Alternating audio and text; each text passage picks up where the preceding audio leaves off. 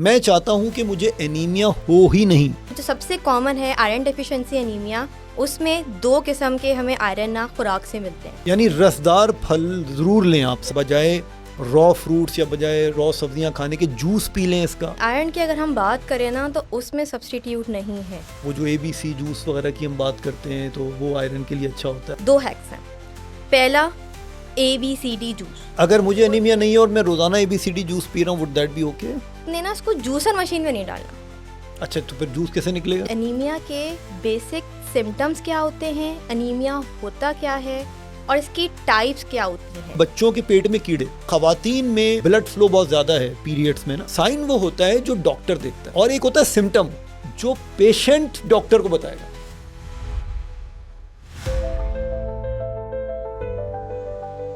जब उसे अपने कानों में अपने ही दिल की धड़कन सुनाई देने लगी तो वो बहुत परेशान हुई। साथ ही रोज रोज चक्करों का आना, कमजोरी और चिड़चिड़ाहट, और तो और छोटी सी उम्र में थोड़ा सा चलने पर सांस फूल जाना, ऊपर से लोगों का कहना कि तुम्हारा रंग भी बिल्कुल फीका पड़ गया है। CBC टेस्ट करवाने पर वही हुआ जिसका डर था, यानी खून की कमी, एनीमिया। लेकिन उसने डॉक्टर से खून की बोतल या आयरन की डिप लगवाने के बजाय ग़िज़ा से कमी पूरा करने के बारे में पूछा। एनीमिया क्या होता है, कैसे होता है, कितनी तरह का होता है, इलाज क्या है? आइए जानते हैं डाइटिशियन फाइना और न्यूट्रिशनिस्ट डॉक्टर इकराम से आज के डॉककास्ट में। बिस्मिल्लाहिर्रहमानिर्रहीम, मैं हूं डॉक्टर इकराम और आज के डॉककास्ट में हमारे साथ मौजूद हैं एक रिनोन डाइटिशियन, माहिर खुराक और माहिर ग़िज़ा, Faina Asad. Welcome to the show. Faina, कैसी हैं आप? ठीक है, अल्हम्दुलिल्लाह, बिल्कुल ठीक। First of all thank you so much for inviting me to DI's dog podcast. Thank you. हम बहुत एक्साइटेड हैं। आज हम बहुत अच्छे टॉपिक पे डिस्कस करने वाले हैं जो कि बहुत कॉमन है। Thank you, it's a pleasure. So Faina, हमारे पास अक्सर, यकीनन आपके पास भी क्लाइंट्स आते हैं, पेशेंट्स आते हैं जिनमें ख़ास तौर पे इन पर्टिकुलर ख़वातीन को खून की कमी होती है, जिसको हम मेडिकली एनीमिया कहते हैं। सो हम राइट अवे स्ट्रेट फॉरवर्ड बात करते हैं कि फ़र्ज़ कीजिए कि आपके पास कोई पेशेंट आती है और उसको एनीमिया है। As a dietitian, as a माहिर खुराक, एज अ माहिर ग़िज़ा, आपकी क्या स्ट्रेटजी होगी? आप क्या बताएंगी उसको? देखें, अनीमिया की काफ़ी किस्म होती है। सबसे ज़्यादा कॉमन है आयरन डेफिशिएंसी एनीमिया। तो मैं उसी को लेके जो है ना पहले आइडेंटिफाई करूँगी ब्लड रिपोर्ट से, और फिर अगर हम डाइट की बात करें तो जो सबसे कॉमन है आयरन डेफिशिएंसी एनीमिया, उसमें 2 किस्म के हमें आयरन ना खुराक से मिलते हैं। एक होता है हीम आयरन, एक होता है नॉन हीम आयरन। और हम कोशिश करते हैं एज अ डाइटिशियन कि हम अपने पेशेंट को हीम आयरन दें। हीम, जी, HEME। HEME, हीम आयरन, क्योंकि उसकी बायो अवेलेबिलिटी अच्छी होती है। वो क्या होता है, यानी कि जो आप खाना खा रहे हैं उसमें ऐसे कंपाउंड्स हैं कि वो आपकी बॉडी इजीली उसमें से न्यूट्रिएंट्स एब्जॉर्ब कर लेती है। तो अच्छी एब्जॉर्प्शन होगी तो एनीमिया क्योर होगा। अब जो हीम आयरन की सोर्सेज हैं उसकी हम बात करें तो सबसे ज़्यादा जो अच्छी सोर्स है वो है लिवर, यानी कि कलीजी, बीफ की कलीजी। इसके साथ साथ बटन, रेड मीट, बीफ, मछली, फैटी फिश, चिकन, ये 5 सोर्सेज हैं जो हीम आयरन की हैं, जिसकी बहुत अच्छी एब्जॉर्प्शन होती है। यानी आप बकरे की, दुम्बे की, गाय की, भैंस की कलेजी अगर खाएं, जो एनिमल सोर्स जिगर है, खाएं उनका, तो आप समझते हैं कि इसमें आयरन जल्दी बनेगा? जी, कलेजी भी और मीट भी, गोश्त भी। गोश्त भी, ठीक है, दोनों चीज़ें, ठीक है, और इसकी एब्जॉर्प्शन भी अच्छी होगी। ठीक है। अब दूसरी हमारे पास चीज़ आती है नॉन हीम आयरन। तो जो नॉन हीम आयरन है वो होता है प्लांट सोर्स से ड्राइव हुआ हुआ, सब्जियों से।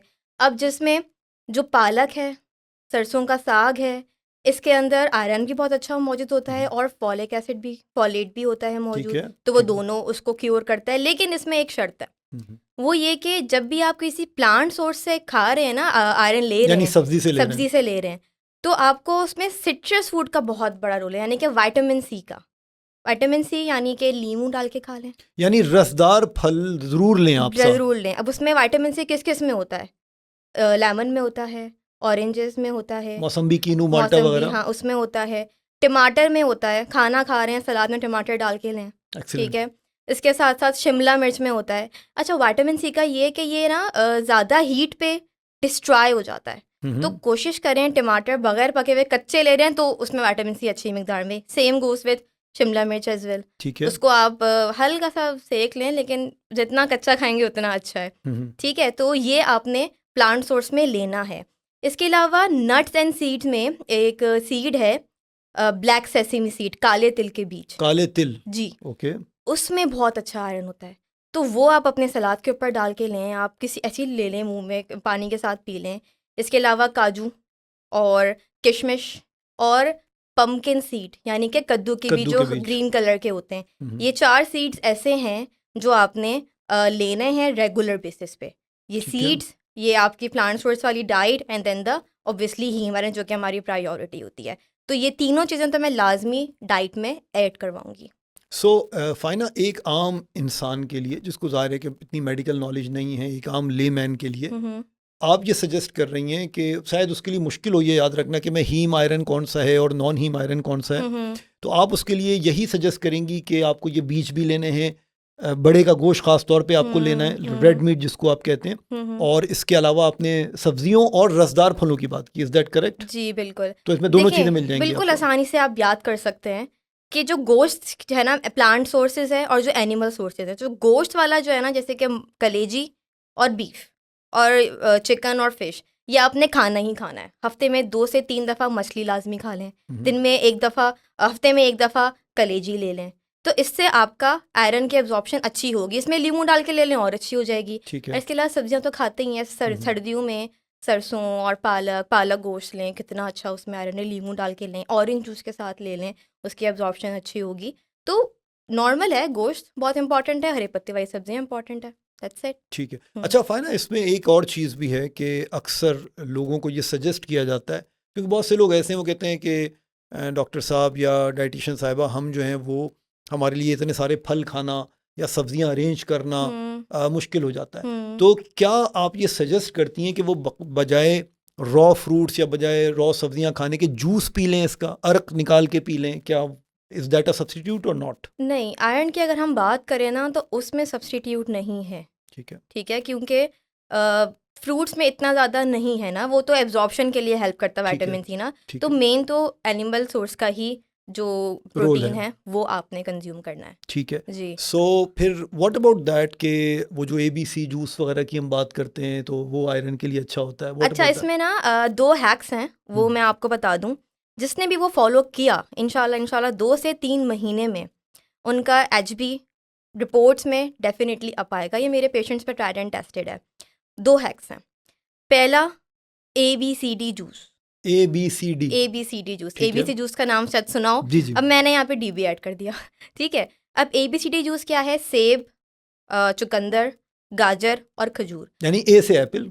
या A फॉर एप्पल, वही। ठीक है। तो अब सेब में आयरन भी होता है, काला हो जाता है, देखा है, अच्छी मिकदार में आयरन होता है, विटामिन सी होता है, मैग्नीशियम होता है, पोटासियम होता है, जो कि बहुत ज़्यादा आयरन लेवल्स अप करता है। इवन अगर कोई छोटे बच्चों में भी काफ़ी ना आयरन होता है, सॉरी डेफिशिएंसी होती है ठीक है। छोटे बच्चों में, वुमेन में, एडोलसेंस गर्ल्स में, तो वो लोग इतने फ्रूट्स नहीं खाते, तो उनके लिए आसान है कि वो जूस बना के पी लें। ठीक है। तो सेब, अच्छा जो चुकंदर है उसके अंदर ना फॉलेट भी होता है, जो कि ब्लड प्रेशर जिनका हाई रहता है उसको लो करने में भी हेल्प करता है। ठीक है। एंटीऑक्सीडेंट्स होते हैं।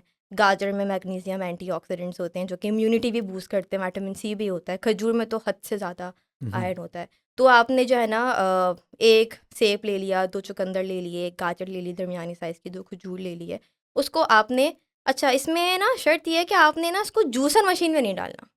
अच्छा, तो फिर जूस कैसे निकलेगा? जूस बताती हूँ कैसे निकलेगा। जूसर मशीन में डालते हैं ना तो सारा फाइबर अलग हो जाता है, सिर्फ शुगर बचती है, फ्रक्टोज बचती है, सिर्फ शुगर आपको मिल जिससे रही आपको वेट बढ़ेगा आपका और वो सारी चीज़ें हो वेट सकती भी हैं। बढ़ेगा, एंड देन उसका इतना फाइबर ही जब मिस हो रहा है, इतना अच्छा सॉल्युबल फाइबर होता है फ्रूट्स के अंदर, तो फिर ना इतनी अच्छी एब्जॉर्प्शन भी नहीं होती है न्यूट्रिएंट्स की। तो जो नेचुरल वे में उस तरह खाना चाहिए। जूस का ये है कि जूस लोग आसानी से पी लेते हैं। अब किसी को हम बोले फ्रूट्स खाओ तो लोग पे छोड़ के, खासतौर पे बच्चे छोड़ के भाग जाते हैं। तो आपने क्या करना है, ये सब चीज़ें ली, पील करके अच्छे से वॉश करके उसको ग्राइंडर में डाला, थोड़ा सा पानी डाला, उसको ग्राइंड कर दिया। कोशिश करें बगैर स्ट्रेन करे उसको पी लें। रोज़ाना नाश्ते में आपने ABCD जूस पीना है बिलाना का। पहला है को क्या, ठीक है। अब दूसरा है क्या, ये आप उनकी बात कर रही हैं फाइना जिनको एनीमिया है। जिनको एनीमिया डायग्नोस्ड है अगर मुझे रिपोर्ट एनीमिया से। नहीं है और मैं रोजाना ABCD जूस पी रहा हूँ, वुड दैट बी ओके? नहीं, रोज़ाना एक्सेस तो किसी चीज़ का करना ही नहीं चाहिए ना, दैट इज़ नॉट ओके। तो अच्छा, ये और जो इनको डायबिटीज़ है ना, उनको अपने डाइटिशियन से कंसल्ट करना पड़ेगा। वी नीड टू मॉनिटर कि उनके ब्लड शुगर लेवल्स तो नहीं अप हो रहे। तो वो आपको वो देखना पड़ेगा, ठीक है। कंसल्ट करना पड़ेगा। This is for normal healthy individuals जिनको सिर्फ एनीमिया है, आयरन डेफिशिएंसी एनीमिया। ठीक है। अच्छा, दूसरा हैक बहुत अच्छा रिसर्च प्रूवन हैक है, मोरिंगा। नाम सुना होगा। मोरिंगा पाउडर आता है, टी आती है उसकी। जी, मोरिंगा का नाम सुना होगा, मोरिंगा ओलिफर। जिनको नहीं पता, मोरिंगा बेसिकली एक प्लांट बेस्ड एक लीफ है, उसका पाउडर भी मिलता है, सप्लीमेंट भी मिलती है। तो आप क्या कर सकते हैं, अगर आपके पास पाउडर है तो 1 से 2 चाय के चम्मच यानी कि टीस्पून से आप स्टार्ट करें, ग्लास में डाल के पिएं दिन पानी में में 2 डाल दफ़ा। के? हाँ, पानी में, ग्लास में पानी डाल के 1 से 2 चाय के चम्मच पाउडर डाल के मोरिंगा का, वो आप कोशिश करें खाली पेट पिएं, क्योंकि उसकी एब्जॉर्प्शन खाली पेट ज़्यादा अच्छी होती है। इसमें बहुत अच्छा आयरन होता है, विटामिन सी होता है, एंटीऑक्सीडेंट्स होते हैं, इवन डायबिटीज़ वालों के लिए भी अच्छा है।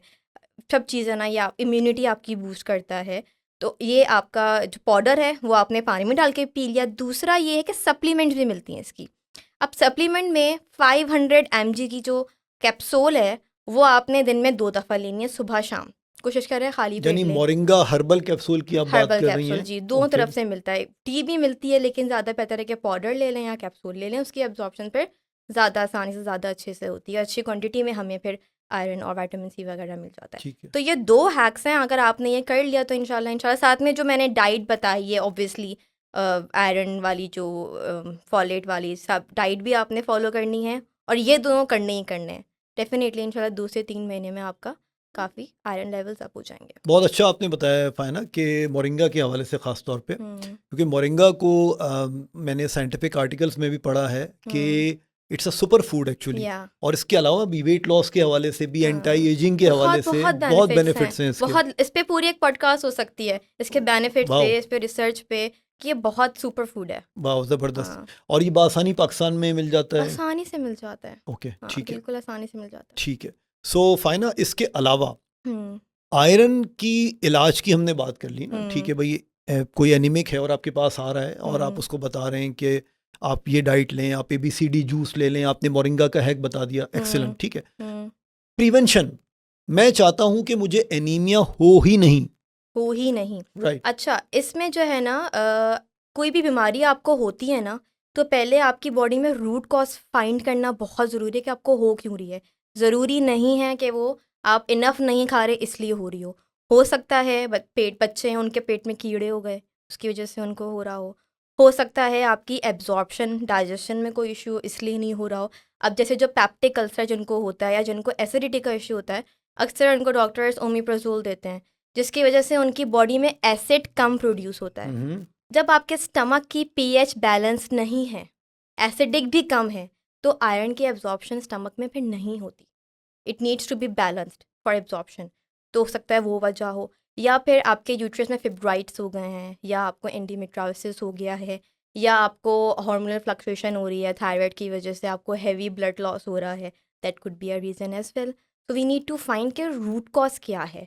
अब अक्सर ऐसा होता है कि फॉलिक एसिड मुंह में छाले हो रहे हैं, उसका एनीमिया भी होता है। अब लोग खा रहे हैं फॉलिक एसिड, ठीक है। अब 40% ऐसे लोग हैं जिनमें फॉलिक एसिड की डेफिशिएंसी होती है, वो खा रहे हैं लेकिन उसकी एब्जॉर्प्शन नहीं हो रही है। क्यों? क्योंकि फॉलिक एसिड की इतनी अच्छी एब्जॉर्प्शन नहीं होती है as compare to methyl folate, वो सप्लीमेंट लें। सो रूट कॉज जाननी बहुत ज़रूरी है, और फिर ही हम प्रिवेंशन पे जा सकते हैं कि देखें क्या इशू है। बाकी जहाँ तक बात है ओवरऑल डाइट की, तो हेल्दी चीज़ें खाएं, बाहर का खाना नहीं खाएं, घर का खाना खाएं, कम से कम तेल में बना हुआ। हफ्ते में 2 से 3 दफ़ा मछली लें। अगर आप दिन में 2 अंडे ले रहे हैं तो आपकी 50% विटामिन B12 की रिक्वायरमेंट हो गई पूरी। बाकी आपकी डेयरी प्रोडक्ट से, सी फूड से हो जाती है। ये है। एक्सीलेंट। फाइनल में चाह रहा था कि कुछ इसके क्लिनिकल एस्पेक्ट से भी बिल्कुल हम थोड़ी बिल्कुल। सी बात कर लें। तो तो अगर आपके जहन में कोई इस हवाले से पॉइंट हो जो आप डिस्कस करना चाहें या मुझसे एज अ डॉक्टर दरियाफ्त करना चाहें, तो मोस्ट वेलकम। जी, डॉक्टर साहब मुझे ये बताएं कि एनीमिया के बेसिक सिम्टम्स क्या होते हैं, एनीमिया होता क्या है, और इसकी टाइप्स क्या होती हैं, एक्सीलेंट, रेड फ्लैग्स क्या होते हैं कि हम आइडेंटिफाई करें that we might be anaemic. Right. So बहुत आसान तरीन लफ्ज़ों में, बजाय कि हम मुश्किल मुश्किल मेडिकल जारगून्स बिल्कुल। यूज़ करें, मैं आपको बताता हूँ कि एनीमिया आसान तरीन लफ्ज़ों में ब्लड डिफिशिएंसी है, खून की डिफिशिएंसी, खून की कमी, ठीक है। अच्छा, अब आपने टाइप्स की बात की, तो टाइप्स तो इसकी बहुत सारी हो सकती हैं, लेकिन हम एक 2 ब्रॉड या 3 ब्रॉड कैटेगरीज में इसको डिवाइड कर सकते हैं, तकसीम कर सकते हैं। पहली चीज़ तो ये, जैसे आपने खुद बहुत अच्छे तरीके से बताया कि सबसे कॉमन जो टाइप है वो है ग़िज़ाई कमी की वजह से, यानी जिसको आप आयरन डिफिशिएंसी एनीमिया कहते हैं, ठीक है, कि आयरन या तो सही तरह एब्जॉर्ब नहीं हो रहा, जज्ब नहीं हो रहा ब्लड में, या बंदा या बंदी खा ही कम रहे, ग़िज़ा में उसकी कमी है ना आयरन की, ठीक है। इसी तरह फोलिक एसिड की आपने बात की, विटामिन B12 जिसको कहते हैं, ये भी ग़िज़ा में आ गया। तो ग़िज़ाई कमी की वजह से होने वाला आयरन डिफिशिएंसी एनीमिया, ठीक है, एक तो ये टाइप हो गई। दूसरी चीज़, किसी बीमारी की वजह से, जैसे आपने अल्सर की बात की ना, अब एब्जॉर्प्शन नहीं हो पा रही आंत में प्रॉपर आयरन की ना, तो इसकी वजह से जो है वो इवेंचुअली जो है खून की कमी होगी। इसके बाद हम बात कर लेते हैं इन्फेक्शंस की। सर्टेन इन्फेक्शंस ऐसे होते हैं, फॉर एग्जांपल अगर हम बात करें बच्चों के पेट में कीड़े, वर्म्स हैं, केचुए हैं, उसकी वजह से भी आयरन डिफिशिएंसी हो सकती है। इसके बाद आप बात कर लें कुछ सर्टेन ड्रग्स की। 70% केसेस में वो ख़वातीन और मर्द जो कीमोथेरेपी जिनकी हो रही होती है, कैंसर की थेरेपी हो रही होती है, उनमें एनीमिया होता है। अच्छा, ना सिर्फ वाइट ब्लड सेल्स कम होते हैं बल्कि एनीमिया भी होता है, ठीक है। अच्छा, इसके अलावा कुछ सर्टेन एनसेड्स, ये जो पेन किलर्स का बेजा इस्तेमाल है, इसकी वजह से अगेन आपके जो डाइजेस्टिव सिस्टम की जो झिल्ली है वो डिस्ट्रॉय होती है, अल्सर होता है। फिर आपने जैसे फरमाया कि पीएच डिस्टर्ब होता है, एब्जॉर्प्शन प्रॉपर नहीं हो पाती, तो उसकी वजह से भी आयरन की डिफिशिएंसी हो सकती है। इसके अलावा एक और कॉज है गुर्दे ख़राब होना।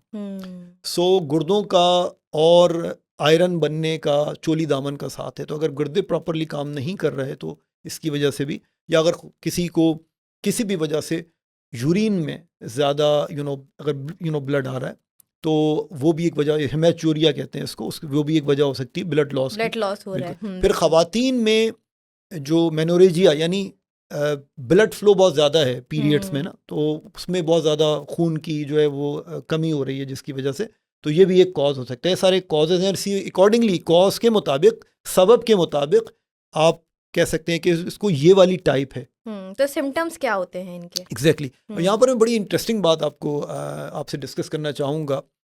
एक चीज़ होती है साइंस और एक चीज़ होती है सिम्टम। साइंस, ये मैं साइंस उलूम इल्म वाली साइंस की बात नहीं कर रहा, SIGN, ठीक है। एक होता है साइन वो होता है जो डॉक्टर देखता है। जैसे आप अगर एज अ पेशेंट मेरे पास आई, तो मैं आप में अलामात मैं देख रहा हूँ एज अ डॉक्टर, आप नहीं देख रही हो। और एक होता है सिम्टम जो पेशेंट डॉक्टर को बताएगा। सो पहले हम बात कर लेते हैं साइन की, यानी एज अ डॉक्टर मैं कैसे आइडेंटिफाई करूंगा कि शायद आपको एनीमिया हो सकता है। बिल्कुल। सबसे पहली चीज, आपके स्किन की टोन अगर पैलर है यानी पेल हो रहा है, या मैं जॉन्डिस की बात नहीं कर रहा कि पीलिया हो गया मैं पीला नहीं, अगर फर्ज करें जो एक गुलाबी हिंट होती है स्किन में, ठीक है, तो वो नज़र नहीं आएगी, वो लगेगा आपको कि यार सफ़ेद, कहते हैं ना लोग, यार तुम बिल्कुल सफ़ेद हो गई हो, तुम सफ़ेद हो गई हो, क्या हुआ, आंखों से पता लग जाता है ना, exactly. पीली हो रही है। सो पहले आपने स्किन देखी, सेकंड चीज़ हम देखेंगे आंखें, लेकिन आंखों का ये जो स्क्लेरा है ना वाइट, ये नहीं देखेंगे, ये हम देखते हैं जॉन्डिस में। हम देखेंगे कंजक्टिवा, यानी ये जो अंदर जो गुलाबी वाली झिल्ली होती है ना, ये मतलब नीचे आंखों एग्जैक्टली ये चीज़। सो नॉर्मल हालात में फाइना ये पिंक यानी गुलाबी होगी, और अगर ये कम गुलाबी है या सफ़ेद हो गई है तो definitely it's a telltale sign, यानी जो डॉक्टर देख रहा है, तो क्या एनीमिया हो सकता है। अब हम बात कर लेते हैं सिम्टम्स की, यानी जो पेशेंट बता रहा है, चक्कर आना, सर में दर्द, हाथों और पैरों की स्किन पे सुइयां चुभना या सुन होना, ठीक है। पैल्पिटेशन यानी लेट्स से कि आपको अपने कान में अपने दिल की धड़कन महसूस हो रही है, इसको पैल्पिटेशन कहते हैं, या नब्ज महसूस हो रही, धक धक धक धक धक धक, सही, कौन से घड़ी चल रही है, ठक ठक ठक, एग्जैक्टली टिक टिक टिक टिक, ऐसे बिल्कुल ऐसे ही हो रहा है। इसके अलावा सांस फूलना, difficulty in breathing, normal activity में भी सांस फूल रही होती है, चक्कर आना, नींद का डिस्टर्ब होना, सही, चिड़चिड़ाहट, इरिटेबिलिटी, मूड नॉर्मल से ज्यादा खराब होना। मैं मूड स्विंग्स की बात नहीं कर रहा, यानी कंटिन्यूस चल रहा है, ठीक है, फॉर नो रीजन। तो ये सारे जो हैं ये हैं सिम्टम्स। एक और मैं ऐड करूंगी, पीका। बच्चों को देखा होगा आपने, नॉन फूड आइटम्स की क्रेविंग होती है, मिट्टी खा रहे होते हैं, सर्फ खा रहे होते हैं, तो वो भी एक ना सिम्टम है आयरन डेफिशिएंसी का। एक्सीलेंट।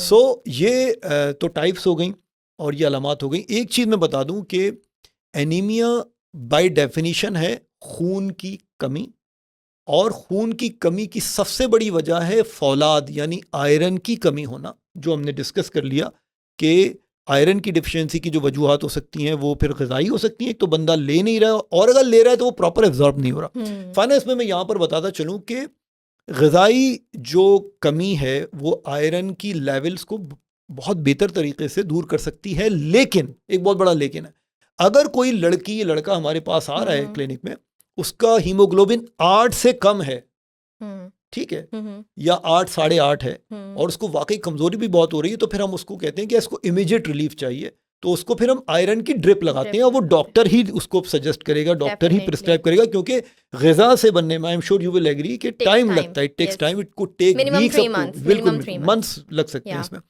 हैविंग सेड दैट, अगर किसी का हीमोग्लोबिन लेट्स से कि 8 से भी कम चला गया है, तो फिर there is a high possibility कि फिर आयरन ड्रिप से भी बात ना बने और आपको उसको खून चढ़वाना पड़े, ब्लड ट्रांसफ्यूज करना पड़े, क्योंकि खुदा ना खास्ता ज़िंदगी डेंजर में हो सकती है, क्योंकि ब्लड फ्लो ही नहीं है, ब्लड कम हो गया तो ब्लड फ्लो कम हो जाएगा। सो खुदा ना खास्ता इंसान जो है वो हाइपोवॉलेमिक शॉक में जा सकता है, हार्ट कार्डियक अरेस्ट हो सकता है उसको, और दूसरे इश्यूज हो सकते हैं। और अगर 8 के बाद हो, 8 से लेकर 10 तक हो, तो फिर उसमें हम ये कोशिश करते हैं, जैसा आपने फरमाया, कि हम डाइटिशियन को रेफर करें, और डाइटिशियन उसको डाइट प्लान प्रॉपर देती है, जैसे आपने कुछ हैक्स भी बताए, प्लस आयरन सप्लीमेंट्स भी देते हैं, ओरल आयरन सप्लीमेंट्स ना, बिल्कुल बिल्कुल, पोली माल्टोस आयरन सप्लीमेंट का ये हमारे यहाँ ये है कि लोग ना कोशिश करते हैं हम कोई दवा ना दूध से पी लें, तो आयरन के एब्जॉर्प्शन में एक बड़ा रोल इनहिबिटर्स का भी होता है।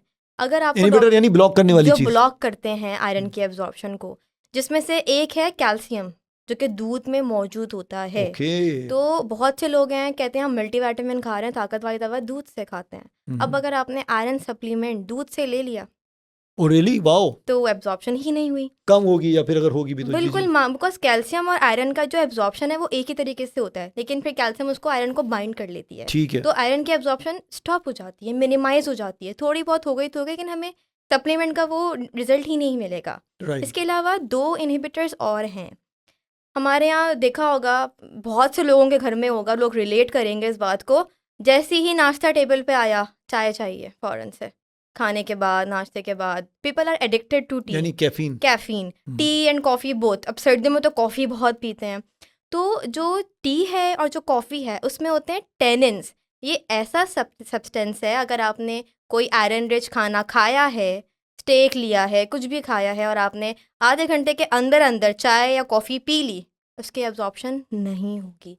तो हमें ये छोटी छोटी चीज़ें भी बहुत अच्छे से डिटेल में मॉनिटर करनी पड़ती है। अगर आपको पीनी है चाय या कॉफ़ी, मिनिमम 2 घंटे रुकें, लाजमी। वैसे तो कोशिश करें चाय और कॉफ़ी अवॉइड ही करें, क्योंकि इसके इतने नुकसान हैं ना कि इतने बेनिफिट्स हैं, स्किप करें, छोड़ दें। लेकिन अगर पीनी है तो फिर 2 घंटे रुकना ज़रूरी है, यानी आयरन सप्लीमेंटेशन में और फूड में, ठीक है, हाँ, दूध और क्या कहते हैं, चाय और कॉफ़ी, इनमें वक्फा होना चाहिए, इनमें मिनिमम 2 आवर्स 2 का घंटे गैप का होना चाहिए। दूध इसलिए हम बोलते हैं अक्सर अपने पेशेंट्स को, आप रात में सोने से पहले पी लें, उसकी ज़्यादा नींद भी बेहतर होती है, बहुत बेनिफिट्स होते हैं, और फिर वो मील से भी इंटरेक्ट नहीं करता। ऑल्दो कैल्शियम कम इंटरेक्ट करता है, चाय और कॉफ़ी ज़्यादा करता है, लेकिन कैल्शियम फिर भी टू सम पॉइंट करता है, और जब ऑलरेडी डेफिशिएंसी है तो हमें रिस्क फिर नहीं लेना चाहिए। अच्छा, इसके अलावा डॉक्टर साहब एक और चीज़ है, बहुत से घरों में अभी कुछ टाइम पहले ट्रेंड आया था कि नॉन स्टिक पैन आ रहे थे, जो कि बहुत अच्छे लगते हैं, ठीक है। तो अगर जो ये दो देख रहे हैं, अगर आप लोगों के घर में नॉन स्टिक पैन है और उसको यूज़ करते हुए आपको 1 साल, 1.5 साल, 2 साल हो गए, अभी के अभी उसको डिस्कार्ड करें। रियली? जी। क्यों डिस्कार्ड करें? क्योंकि ये बात रिसर्च से प्रूवन है कि जो नॉन स्टिक पैन की जो कोटिंग होती है ना, it is very dangerous for our health, carcinogenic है, कैंसर हो रहा है, वुमन में हार्मोनल इम्बैलेंस हो रहा है। अगर 2 साल हो गए हैं पैन को, तो उसका वो खड़ना शुरू हो जाता है, हाई हीट पे नॉन स्टिक पैन डिस्ट्रॉय हो जाता है। अगर आप और अक्सर लोग पकाते ही हैं हाई हीट पे खाना, ठीक है, तो अगर उसकी आपको देख रही हैं शक्ल उसकी कि वो उखड़ रहा है, अभी के अभी उसको डिस्कार्ड करें, अभी के अभी। अच्छा, अब लेना क्या है? अच्छा कौन सा पैन है इसमें हम खाना पका सकते हैं? वो है कास्ट आयरन का। कास्ट आयरन का आपने पतीला, कढ़ाई, उसमें आप खाना पकाएंगे ना, तो आपका जो आयरन कंटेंट है ना खाने का, वो भी मेंटेन रहेगा, ठीक है। तो ये स्टेनलेस स्टील का नहीं है, ये कास्ट आयरन, तो फिर कास्ट आयरन अलग चीज़ है। ओके। इसके अलावा कॉपर भी एक मिनरल है, तांबे का, जी जी, ठीक है। ये 2 सबसे ज़्यादा अच्छे पैन्स हैं जो आप कुकिंग अंडा में शंडा इस्तेमाल फ्राई कर करने के सकते लिए हैं, सारी हर चीज़ें, चीज़ में। ठीक है नॉन स्टिक आपने बिल्कुल भी इस्तेमाल नहीं करना। ठीक है। आपने फाना बहुत इंपॉर्टेंट बात बताई इसके अलावा भी, और वो ये कि जैसे आमतौर पे तासुर ये पाया जाता है कि विटामिन डी रिकमेंडेड है ना, दूध के साथ पी लो नाश्ते के बाद, तो उसके लिहाज से आयरन बिल्कुल भी आपको इस तरह नहीं लेना है, और आपको ख़ास तौर पे कैल्शियम सप्लीमेंट अगर आप ले रहे हैं तो उसके साथ भी आयरन की सप्लीमेंटेशन कैल्शियम मेंटेनेंस नहीं लेनी है, और बल्कि आयरन रिच फूड भी अगर आप ले रहे हैं, आयरन रिच वेजीज या जूस भी आप ले रहे हैं, तो इन चीज़ों को अवॉइड करना है आपको। ऐसे ही बिल्कुल ऐसे ही है। देखिए, अगर आप कोई आयरन की सप्लीमेंट डॉक्टर ने आपको रिकमेंड की है तो सबसे अच्छा तरीका ये आप ऑरेंज जूस के साथ कंज्यूम करें, उसकी एब्जॉर्प्शन बहुत अच्छी होगी। एक्सीलेंट। फाइनली फाइनल हम बात कर लेते हैं इसके डायग्नोसिस के हवाले से। बिल्कुल बिल्कुल, डायग्नोस कैसे होता है? बिल्कुल, एनीमिया डायग्नोस कैसे होगा? सो आपने अलामात देख ली, पेशेंट की हिस्ट्री ले ली, सिम्टम्स देख लिए, साइंस देख लिए, और उसके बाद कंफर्मेशन, तशखीस कैसे होगी क्लिनिकली, उसके लिए भी, क्योंकि आपको सिर्फ अलामात पर रिलाई नहीं करना होता, आपको वेरीफाई करना है, कंफर्म करना है लैब के ज़रिए। लैब में सबसे पहले जो एक बहुत ही आसान टेस्ट है, और वो लोग आप लोग खुद भी करवा सकते हैं उस टेस्ट को, उसको कहते हैं CBC, जिसमें HB यानी हीमोग्लोबिन की लेवल आती है। सो ख़वातीन में सर्टेन एक लेवल्स हैं, लाइक लेट्स से कि 11.5 से अगर कम है तो फिर उनको खून की कमी का स्टार्ट हो सकता है, और मर्दों में थोड़ी ज़्यादा होती है इससे। सो आपको सबसे पहले तो हीमोग्लोबिन की लेवल चेक करनी है, अपना CBC काउंट चेक करवा के। उसके बाद जब वो कम आया तो फिर फर्दर टेस्ट करवाए जा सकते हैं, ये देखने के लिए कि आयरन डिफिशिएंसी एनीमिया है, तो इसके लिए, या फोलिक एसिड डिफिशिएंसी एनीमिया है, इसके लिए फिर आप फर्दर टेस्ट करवा सकते हैं। फेरेटिन करवाया जाता है पर्टिकुलरली देखने के लिए कि इसमें आयरन का कितना रोल है इस कमी में, खून की कमी के अगर में। मुंह में छाले हो रहे हैं, चांसेस है कि फॉलिक एसिड डिफिशिएंसी एनीमिया, तो उसमें कौन सा टेस्ट करवाएंगे? राइट, सो इसके लिए विटामिन B12 का टेस्ट है, लेकिन आई एम नॉट श्योर, क्योंकि कुछ क्लाइंट्स से मेरी बात हुई, उन्होंने कहा कि कराची में इतना इजीली अवेलेबल नहीं है ये। सो ऑफ कोर्स इसमें आप विटामिन B12 का टेस्ट करवाएंगे। इन एनी केस अगर ये फैक्ट एस्टेब्लिश हो गया कि इसका हीमोग्लोबिन कम है, तो there is no problem in giving additional folic acid, या बिकॉज़ इट इज आराम वाटर से। सॉल्युबल। सो आप एज्यूम कर सकते हैं कि यार अगर फ्लैट से कि फोलिक एसिड की इसकी कमी है या नहीं भी है, तो आप इसको ये एडिशनल सप्लीमेंटेशन स्टार्ट करवा सकते हैं, उसमें कोई कबाहत नहीं है। और अगर कॉन्स्टेंटली हो रहा है आपको फॉलिक एसिड डिफिशिएंसी एनीमिया, तो फिर आपको अपनी सप्लीमेंट चेंज करनी चाहिए, और ऑफ मिथाइल फोलेट डाइट भी। फाइनली आप हमारे नाज़रीन और सामीन के लिए कोई मैसेज देना चाहें तो प्लीज़ बताएं, ख़ासतौर पे एनीमिया के हवाले से। बिल्कुल, देखें, हमने डाइट के बारे में सब कुछ डिस्कस कर लिया कि क्या चीज़ करनी है, क्या चीज़ नहीं करनी है। एक चीज़ है बहुत इम्पॉर्टेंट, वो ये कि हमारी बॉडी की भी एक इंटरनल क्लॉक होती है, इसको हम सर्कैडियन रिदम कहते हैं, ठीक है? तो उसको फॉलो करना भी बहुत ज़रूरी है, क्योंकि अगर आपकी रूटीन ठीक नहीं है, आप रात भर जागते हैं, आप सोते नहीं हैं सही से, या आपकी वर्क नेचर ऐसी है कि आप रात भर जाग रहे हैं, तो उससे भी आपका जो डाइजेस्टिव एंजाइम्स हैं, जो खाने के टाइम प्रोड्यूस होते हैं, वो रात में स्लो डाउन हो जाते हैं। तो आपकी जो एब्जॉर्प्शन है वो भी अच्छी नहीं हो पाती है इसकी वजह से।